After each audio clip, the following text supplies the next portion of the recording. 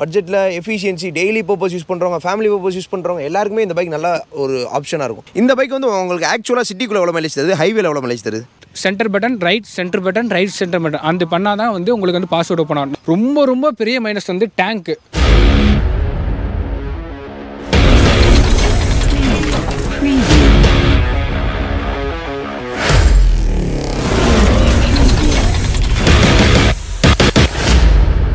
வணக்கம் மக்களே, இன்றைக்கி நம்மக்கிட்ட Yamaha FZS V3 நம்மக்கிட்ட இருக்குது. இந்த Yamaha FZS V3யோட ஓனர்ஷிப் ரிவ்யூ தான் கேட்க போகிறோம்.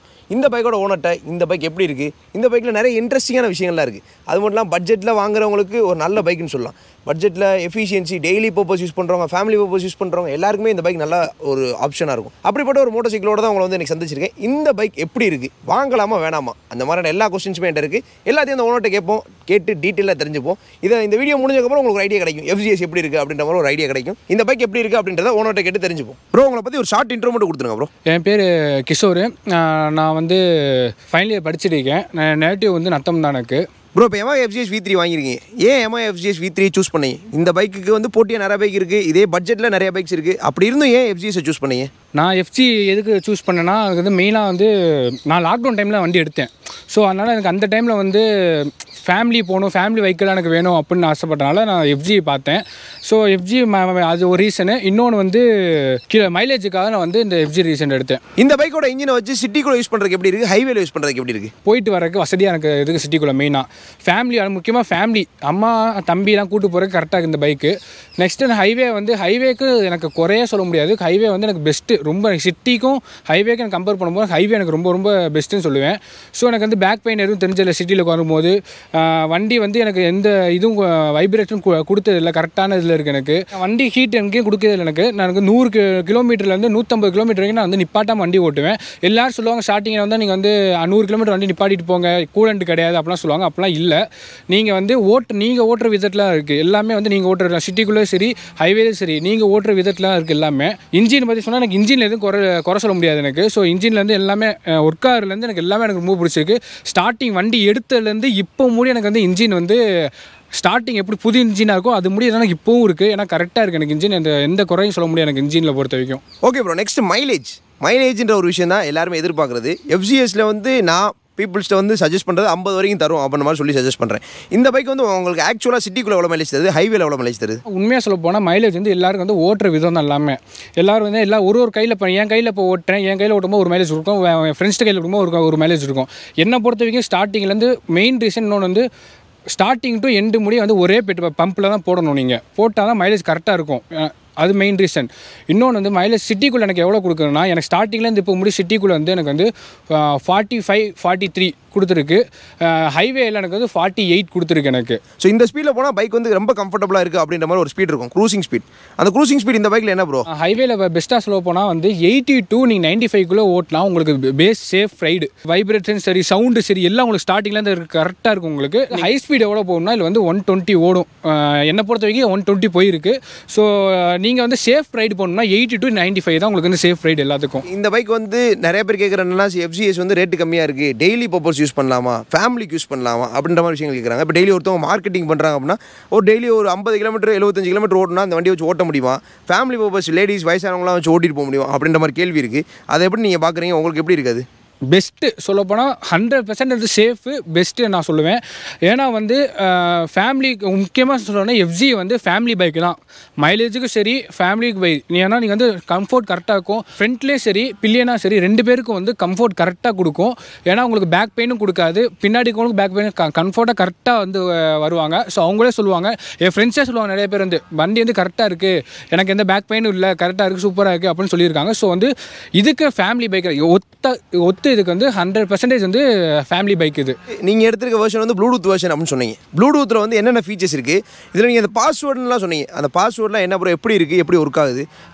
ப்ளூடூத் வந்து இதில் வந்து ஸ்டார்டிங் வந்து மொபைல்லேயே கனெக்ட் பண்ணிக்கலாம். நீங்கள் மொபைல் இருந்தால் தான் கனெக்ட் பண்ண முடியும். இப்போ மொபைல் நீங்கள் வீட்டில் வச்சுட்டு போயிட்டீங்க அப்படின்னா உங்களுக்கு வந்து மொபைல் வந்து கண்டிப்பாக பாஸ்வேர்ட் போட்டு எடுக்கலாம். அது எப்படின்னா இண்டிகேட்டராக வந்து பாஸ்வேர்டு உங்களுக்கு ஸ்டார்டிங்கில் வண்டி கொடுக்கும்போது இந்த பாஸ்வேர்டு அப்படிலாம் இல்லை. உங்கள் மொபைலில் ஒரு ஆப் Yamaha ஸ்டோர் ஒரு ஆப் இருக்குது. ஸோ அதை அந்த ஆப்பை இன்ஸ்டால் பண்ணிட்டீங்க பண்ணிட்டீங்கன்னா நீங்கள் வந்து அதிலே வந்து லைவ் லொக்கேஷன் பைக் இப்போ எங்கே போயிருக்கு, சப்போஸ் எக்ஸாம்பிளுக்கு உங்கள் வண்டி யாரோ எடுத்துகிட்டு போயிட்டாங்கன்னு நினைக்கிறீங்கன்னா அங்கே வந்து உங்கள் ஆப் மூலியமாக வந்து எங்கே பைக் இருக்குன்னு கண்டுபிடிக்கலாம். இப்போ சப்போஸ் அடுத்து வந்து இன்னொன்று ஃபியூச்சர்ஸ் என்னன்னா, இப்போ உங்கள் வண்டி மாதிரி ஒரு 10 வண்டி நிற்கிறா, உங்கள் வண்டி எதுன்னு கண்டுபிடிக்கிறதுக்கு ஒரு சவுண்ட் அலாரம் இருக்குது. ஸோ அதை டச் பண்ணிங்கன்னா அது வந்து வண்டி உங்களுக்கு வந்து காட்டி குடிக்கும். இன்னொன்று வந்து ஹஜார்டு வந்து எல்லா கார்லேயும் பைக்லேயும் பேட்டர்ன் என்னாகும் அந்த பேட்டர்ன் இருக்குது. அதுக்கப்புறம் வந்து இப்போ பாஸ்வேர்ட் சேஞ்ச் நீங்கள் எப்படின்னா ப்ளூடூத் இல்லாமல் ஃபோன் கனெக்ட் இல்லாமல் நீங்கள் வந்து எப்படி வண்டி எடுக்குன்னு பார்த்தீங்கன்னா பாஸ்வேர்டு இண்டிகேட்டர்ஸ். ஸோ அதை வந்து நீங்கள் சேஞ்ச் பண்ணிக்கலாம், உங்களுக்கு இஷ்டம் வர மாதிரி வந்து சேஞ்ச் பண்ணிக்கலாம், எப்படி வேணால் சேஞ்ச் பண்ணிக்கலாம். அந்த பேட்டர்ன் எப்படின்னா இண்டிகேட்டர் தான். நான் எக்ஸாம்பிளுக்கு வந்து என் பாஸ்வேர்டு இண்டிகேட்டர் வந்து centre button right centre button right centre button அந்த பண்ணால் தான் வந்து உங்களுக்கு வந்து பாஸ்வேர்டு ஓப்பன் ஆகும் 4 வேர்டு. அந்த பாஸ்வேர்டு உங்களுக்கு வேணாம் அப்படின்னா சேஞ்ச் பண்ணிக்கலாம். நீங்கள் ஃபஸ்ட்டு வந்து ப்ளூடூத்தில் கனெக்ட் பண்ணணும். அந்த கனெக்ட் வந்து இன்ஜின் ஸ்டார்டிங்கில் வச்சு தான் கனெக்ட் பண்ண முடியும் எல்லாமே. ஸோ வந்து அதில் கனெக்ட் பண்ணி உங்களுக்கு என்ன வேணுமோ அதை வச்சுக்கலாம். ஆனால் என்னன்னா ப்ளூடூத் போட்டு பாஸ்வேர்டு போட்டு வச்சுக்கு எனக்கு சின்ன மைனஸ் என்னன்னா அர்ஜென்ட்டுக்கு எமர்ஜென்சி டக்குன்னு இருக்க முடியாது. சில டைம் வந்து பாஸ்வேர்டு தப்பாக போட்டிங்கன்னா வந்து சாவி லாக் பண்ணிட்டா நீங்கள் வந்து ஆன் பண்ணணும். ஸோ அது ஒன்று தான் வந்து இது மைனஸ். நெக்ஸ்ட் இந்த வண்டியோட ப்ரைஸ் நீங்கள் வாங்கும்போது இந்த வண்டி என்ன ரேட்டுக்கு வாங்கினீங்க? ப்ளூடூத் வெர்ஷன் வந்து 1,35,000, ப்ளூடூத் இல்லாத வெர்ஷன் வந்து 1,30,000.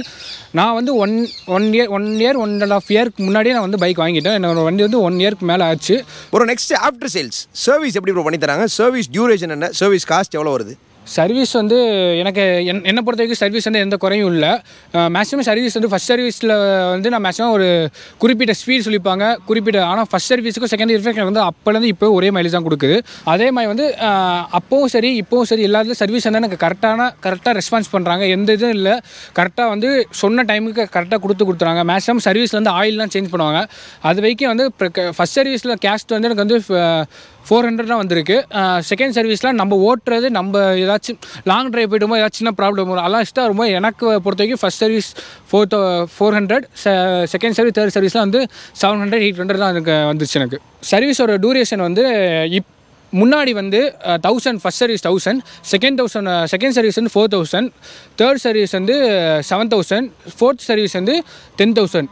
இந்த 4 சர்வீஸ் வந்து மேக்ஸிமம் ஃப்ரீ சர்வீஸ் தான். அது இந்த வண்டியோட டிஸ்அட்வான்டேஜஸ் என்னென்ன ப்ரோ? நீங்கள் சொல்கிற கரெக்டாக இல்லை வந்து என்னோட எஃபிஷியன்ட் வந்து எல்லாமே பெஸ்ட்டாக தான் இருக்குது. என்னோட குறை சின்ன குறை வந்து 2 குறை தான். நைட் டிரைவ் போடும்போது ஹெல்மெட் போடும்போது இந்த டிஸ்பிளே வந்து எனக்கு வந்து லைட் வந்து கண்ணை கூசும். ஏற்கனவே ஆப்போசிட்லேருந்து வரும்போது வந்து அந்த கண்ணை கூசும் போது இப்போ நம்ம ஸ்பீடா மீட்டரில் இருக்க லைட் அந்த பாஸ்ட் லைட் அந்த லைட் வந்து நம்மளுக்கு வந்து கண்ணை கூசும். அது ஒரு மைனஸு. செகண்ட் ரீசன் வந்து மிரர் வந்து எனக்கு வந்து இன்னும் கொஞ்சம் பெட்டராக இன்னும் ஓவல் ஷேப்பில் கொடுத்துக்காமனு தோணுது. ஏன்னா அவங்க ஸ்டைல் கொடுத்துருக்காங்க, ஓகே பெஸ்ட். ஆனால் நம்ம சேஃப்டிக்கு பார்க்கும்போது வந்து பின்னாடி வந்து கொஞ்சம் பக்கத்தில் இருக்கவும் தெரியுது. இன்னும் 2 மீட்டர் தள்ளி வரும்போது எங்களுக்கு யார் வரான்னு தெரிய மாட்டேங்குது. ஸோ அது மைனஸ்.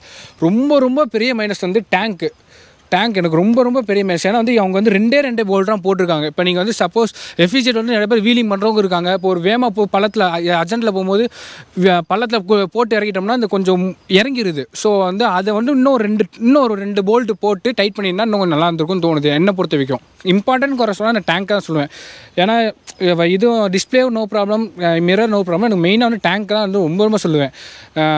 அதுக்கப்புறம் இதுக்கு இந்த 3 குறை தான் என்னை பொறுத்த வரைக்கும் 3 குறை தான். ஸோ அவ்வளோதான். ஒரு ஃபைனல் கொஸ்டின், இந்த பைக்கை வந்து இப்போ எஃப்சிஎஸ் உங்கள் ஃப்ரெண்ட்ஸ் சர்க்கிளோ இல்லை உங்களுக்கு தெரிஞ்சவங்க இந்த வண்டியை பார்த்துட்டு வந்து ப்ரோ இந்த வண்டி வாங்கலான்னு இருக்கேன், வாங்கலாமா ப்ரோ, எப்படி ப்ரோ இருக்குது அப்படின்னு கேட்டாங்கன்னா நீங்கள் வாங்கலாமா வேணாமான்றதுக்கு என்ன சொல்லுவீங்க? ப்ரோ என்னை பொறுத்த வரைக்கும் வந்து பெஸ்ட்டு சொல்லுவேன். நான் டெய்லி யூசர்ஸுக்கு ஃபேமிலி பைக்குக்கு வந்து ரொம்ப பெஸ்ட்டு. இப்போ வந்து அதே மாதிரி வந்து நிறையா பேர் வந்து எல்லோரும் வந்து இப்போ ஹை குவாலிட்டியாக வந்து நிறையா பைக் வேணும்னு கேட்குறாங்க. ஸோ என்ன அவங்க வந்து சில பேர் வந்து வாங்க முடியாமல் இருக்காங்க. ஸோ அவங்க வந்து இந்த பேஸ்க்குள்ளே வாங்கிக்கணும் அப்படின்னு நினைக்கிறாங்கன்னா தாராளமாக எஃப்ஜி எடுத்துக்கோங்க. உங்களுக்கு வந்து கரெக்டாக இருக்கும், எந்த குறையும் சொல்ல முடியாது. அது ஒரு ரீசன் இருக்குது. இன்னொன்று வந்து இந்த வண்டியை மாடலை பார்த்துட்டு நீங்கள் வந்து எல்லாமே வந்து இந்த வண்டியில் ப்ரெக்னெண்ட்டாக கொடுத்ததுன்னு நினைக்காதீங்க. அலாய்வீன் இந்த ஹேண்ட் கார்டு எல்லாமே வந்து நான் தனியாக எக்ஸ்ட்ரா ஃபிட்டிங்காக நான் போட்டிருக்கேன், நம்பர் பிளேட்டோட எக்ஸ்ட்ரா ஃபிட்டாக போட்டிருக்கேன். ஸோ நீங்கள் இதை பார்த்துட்டு வந்து நீங்கள் இது எஃப்ஜியில் கொடுக்குறாங்க அப்படின்ட்டு நீங்கள் அவங்கள்ட்ட கேட்காதீங்க. வந்து எக்ஸ்ட்ரா ஃபிட்டிங் நீங்களாக தான் பண்ணணும். இதை மோஸ்ட்லி வந்து டெய்லி யூசர்ஸுக்கு ஃபேமிலி பைக்கு 100% வந்து star best bike. Okay bro, உங்களோட எக்ஸ்பீரியன்ஸ் எல்லாம் ஷேர் பண்ணீங்க. Thank you so much for valuable time bro. Thank you. மக்களே, Yamaha FZS V3 எப்படி இருக்குது அப்படின்றத இந்த பைக்கோட ஓனர்கிட்ட நம்ம டீட்டெயிலாக கேட்டு தெரிஞ்சுக்கிட்டோம்.